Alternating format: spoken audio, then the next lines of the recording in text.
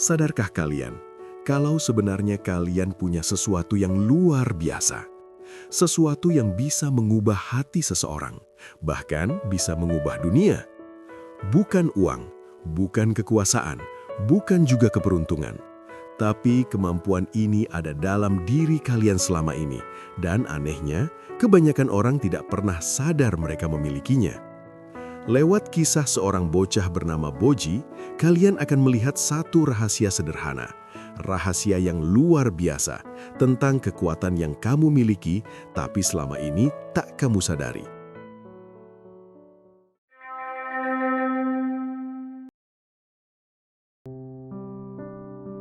Suatu ketika di sebuah kota tua yang ramai, hiduplah seorang bocah 12 tahun bernama Boji. Kota itu dipenuhi jalan batu, kereta kuda yang berlalu lalang, dan pasar yang tidak pernah benar-benar sepi. Orang-orang memakai pakaian tebal dari kain kasar. Sebagian membawa karung, sebagian membawa tong, dan sebagian lagi berjalan cepat karena takut terlambat bekerja. Di tengah keramaian itu, Boji bukan siapa-siapa. Umurnya sekitar 12 tahun. Tubuhnya kurus, pakaiannya lusuh, hanya baju panjang yang warnanya sudah pudar dengan mantel tipis yang kebesaran. Kakinya sering tanpa alas atau hanya memakai sandal tua yang talinya putus-putus. Dan yang paling membuat hidupnya lebih berat dari yang lain, Boji buta. Dulu saat masih berusia 5 tahun, Boji sebenarnya masih bisa melihat. Ia masih ingat warna langit sore. Ia masih ingat wajah ibunya yang selalu tersenyum saat menyisir rambutnya. Ia juga masih ingat tangan ayahnya yang kasar, tapi hangat ketika menggandengnya pulang dari pasar. Namun semuanya berubah ketika musim hujan datang panjang dan dingin. Saat itu penyakit menyebar cepat di kota. Banyak orang batuk, demam, dan jatuh lemas. Di ganggang sempit, terdengar orang mengerang setiap malam. Ayah Boji bekerja sebagai buruh angkut di gudang pelabuhan. Suatu malam ia pulang dengan tubuh gemetar dan napas berat. Ibunya merawatnya dengan ramuan seadanya, air hangat, daun rebusan, dan kain basah. Tapi penyakit itu tidak berhenti. Beberapa hari kemudian, Boji ikut demam. Kepalanya panas seperti terbakar, tubuhnya menggigil, matanya terasa perih, seolah-olah ada pasir tajam di dalamnya. Ibunya tentu saja panik. Ia membawa Boji ke tabib di ujung kota, seorang pria tua yang rumahnya dipenuhi botol-botol kecil dan bau ramuan. Tabib itu memeriksa Boji dengan cara sederhana, meraba dahi, membuka kelopak mata, lalu menghela napas panjang. Ia memberi ramuan pahit dan menyuruh Boji banyak beristirahat. Namun ramuan itu ternyata tidak cukup. Boji memang selamat dari demam, tapi setelah itu penglihatannya berubah. Awalnya buram, lalu makin buram. Sampai suatu pagi, Boji terbangun dan tidak melihat apapun selain gelap. Boji masih kecil, ia belum mengerti apa yang terjadi. Ia hanya bertanya berulang kali pada ibunya, "Bu, kenapa semuanya malam terus?" Ibunya tidak sanggup menjawab. Ia hanya memeluk Boji sambil menangis. Hari-hari berikutnya jauh lebih buruk. Ayah Boji semakin lemah dan akhirnya meninggal. Ibunya mencoba bertahan hidup dengan menjahit pakaian tetangga dan mencuci kain-kain di sungai, tapi tubuhnya juga semakin rapuh. Musim dingin datang. Ibunya sakit keras, batuk darah, dan semakin sering pingsan. Hingga suatu pagi, ibunya tidak terbangun lagi. Boji memanggil-manggil. Ia meraba wajah ibunya, dingin, tidak bergerak. Saat itu Boji tidak menangis keras. Ia hanya diam lama, seolah pikirannya kosong. Lalu ia duduk di samping ibunya sampai malam tanpa tahu harus berbuat apa. Sejak hari itu, Boji benar-benar sendiri. Tidak ada keluarga yang datang menjemputnya. Tidak ada kerabat yang mau menanggung hidup bocah buta. Tetangga sempat memberi roti beberapa hari, tapi seiring waktu mereka juga menjauh. Akhirnya Boji tinggal di sebuah gubuk kecil di sudut kota. Gubuk itu peninggalan ayahnya, dulu dipakai menyimpan alat kerja. Dindingnya dari kayu tua yang sebagian sudah lapuk. Atapnya jerami, bocor di beberapa tempat. Lantainya tanah. Jika hujan turun, air masuk dan membuat tempat itu basah. Tapi bagi Boji, itulah rumah terakhir yang ia punya. Setiap pagi Boji bangun dengan suara kota. Roda kereta kuda berderit, lonceng pedagang roti, teriakan penjajah kain, dan langkah kaki orang-orang yang bergegas. Ia meraba tongkat kayu yang dibuatnya sendiri. Dengan langkah pelan, ia berjalan menuju tempat yang sudah ia hafal. Tangga sebuah bangunan batu besar di pusat kota. Bangunan itu milik orang kaya, dindingnya tinggi, pintu kayunya besar, banyak orang lalu lalang di depannya. Pedagang, pekerja, prajurit, bahkan bangsawan. Disitulah Boji duduk setiap hari. Ia meletakkan topi lusuh di depan kakinya. Topi itu satu-satunya tempat untuk menampung koin. Lalu ia mengangkat papan kecil dari kayu tipis yang diikat tali. Di papan itu tertulis, "Saya buta, mohon bantu." Tulisan itu dibuatkan oleh seorang tukang gerobak yang iba. Boji sendiri tidak bisa memastikan apakah hurufnya bagus atau tidak. Ia hanya percaya. Boji duduk diam, menunduk dan menunggu. Kadang orang lewat saja begitu. Kadang ada yang berhenti sebentar lalu pergi. Kadang ada yang melempar koin tanpa bicara, seperti membuang sisa. Ada juga yang berkata pelan, "Kasihan," tapi setelah itu tetap pergi. Kalau sedang beruntung, topinya berisi beberapa koin. Dan kalau sedang sial, terkadang kosong sampai sore. Jika topinya kosong, Boji pulang ke gubuk dengan perut lapar. Suatu pagi, udara terasa lebih dingin dari biasanya. Kabut tipis masih menggantung di jalan-jalan batu. Orang-orang berjalan cepat sambil merapatkan mantel. Suara roda kereta kuda terdengar berderit melewati genangan air sisa hujan semalam. Seperti biasa, Boji sudah duduk di tangga bangunan batu besar. Ia menunduk. Topi lusuhnya diletakkan di depan. Papan kayunya ia pegang erat, seolah itu satu-satunya harapan. Tulisan di papan itu sederhana. "Saya buta, mohon bantu." Boji tidak tahu siapa yang akan datang hari ini. Ia hanya mendengar langkah kaki yang lewat. Ada langkah yang berat, biasanya pekerja gudang. Ada langkah cepat, biasanya pedagang yang buru-buru. Ada langkah pelan dengan suara tongkat, biasanya orang tua. Tapi kebanyakan langkah tidak berhenti. Mereka lewat begitu saja. Boji mulai hafal suara koin yang jatuh. Kalau koin perak, bunyinya lebih berat dan nyaring. Kalau koin tembaga, bunyinya lebih ringan dan sering memantul dulu sebelum masuk ke topi. Tapi pagi itu, hampir tidak ada suara apa-apa. Jam demi jam berlalu. Topinya masih kosong, atau hanya terisi 2-3 koin kecil. Boji menarik napas pelan. Perutnya perih karena belum makan sejak kemarin sore. Ia tidak berani bergerak terlalu banyak. Ia takut orang menganggapnya mengganggu. Ia takut diusir dari tempat itu. Karena kalau ia diusir, ia tidak punya tempat lain. Beberapa orang memang sempat berhenti. Ada seorang ibu muda yang menggandeng anaknya.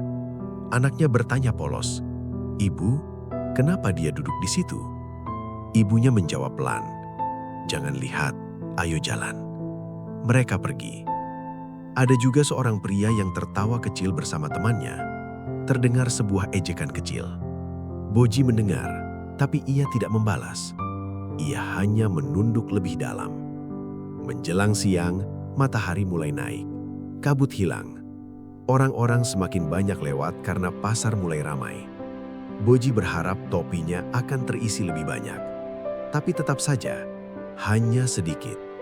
Saat itu, Boji mulai berpikir, mungkin papan ini tidak dibaca. Atau mungkin orang sudah terlalu biasa melihatnya. Mungkin mereka sudah menganggap Boji bagian dari tangga itu, seperti batu yang tidak perlu diperhatikan. Boji menelan ludah.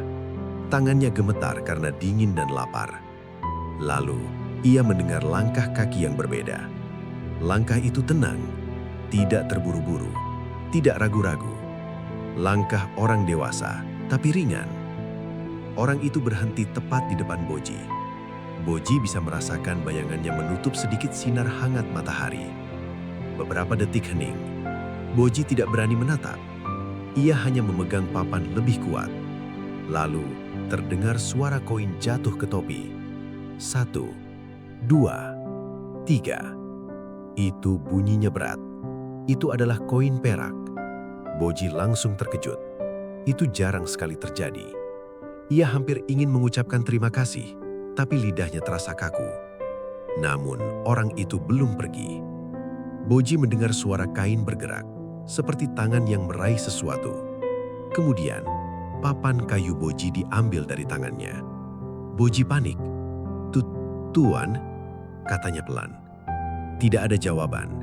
Yang terdengar hanya suara gesekan, seperti arang atau kapur yang menulis di permukaan kayu. Boji terdiam. Ia tidak tahu apa yang dilakukan orang itu. Ia takut tulisannya dihapus. Ia takut orang itu mempermainkannya. Karena Boji sudah terlalu sering dipermainkan. Ada yang pura-pura menjatuhkan koin, padahal hanya batu kecil. Ada yang menendang topinya dan pergi tertawa. Ada yang menarik tongkatnya lalu melemparnya jauh. Boji tidak bisa melawan. Tapi orang ini berbeda. Tangan orang itu bergerak pelan dan hati-hati, seolah ia benar-benar ingin memperbaiki sesuatu.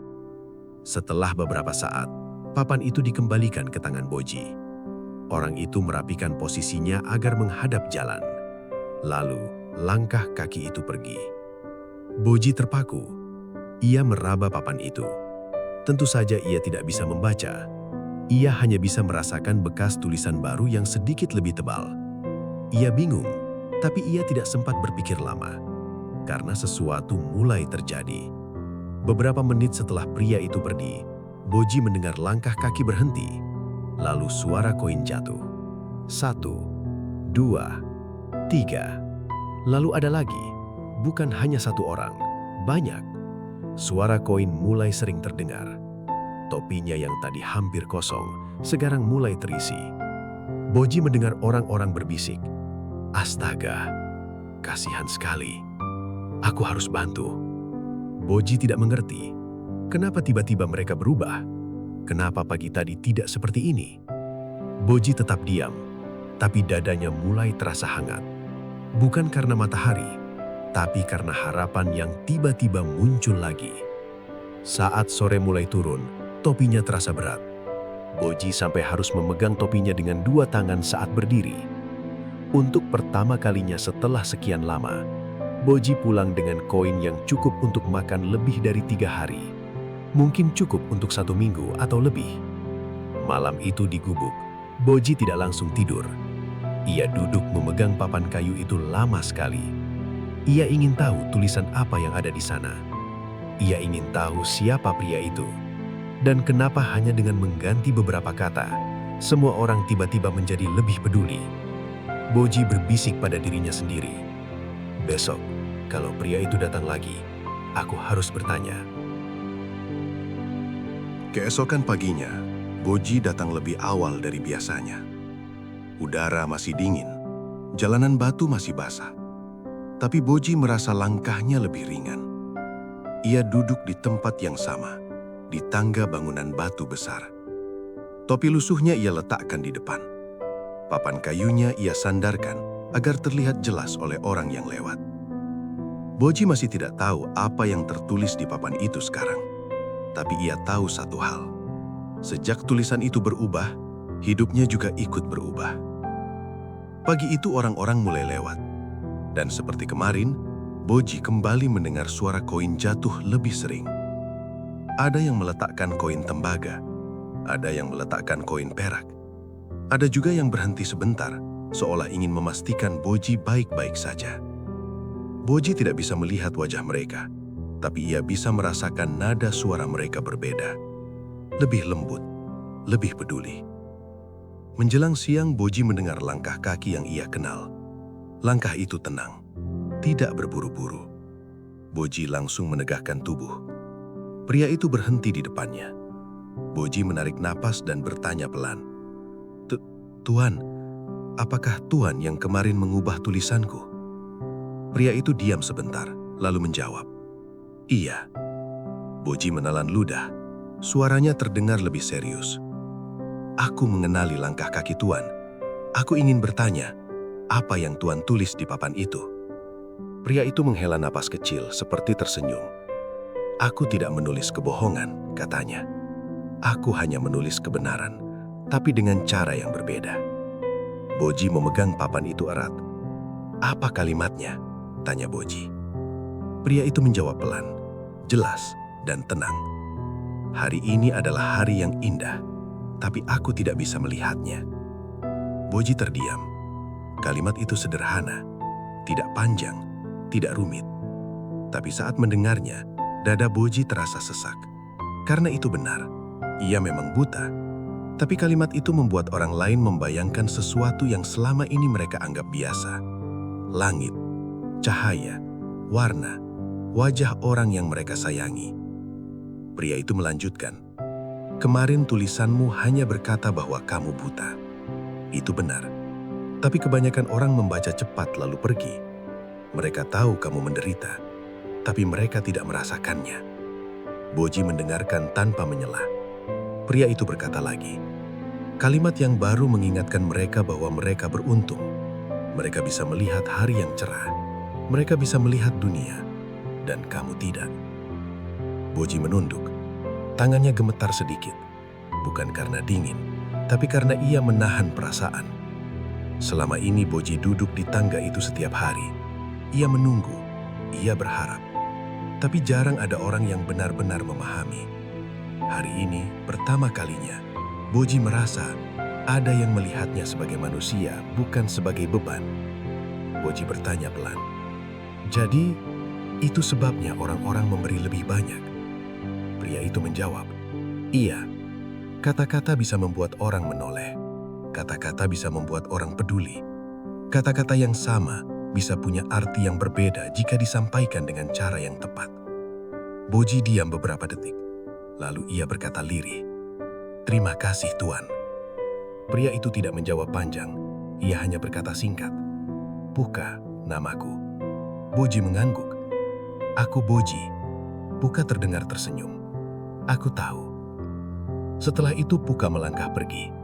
Dan Boji kembali duduk seperti biasa. Tapi hari itu terasa berbeda. Boji masih buta. Ia masih duduk di tangga. Ia masih menggantungkan hidup pada kebaikan orang lain. Namun sekarang, Boji mengerti sesuatu. Kadang yang dibutuhkan bukan hal besar, bukan teriakan, bukan permintaan yang memaksa. Cukup beberapa kata yang tepat untuk mengingatkan orang bahwa mereka sedang hidup dalam keberuntungan, dan tidak semua orang punya keberuntungan itu.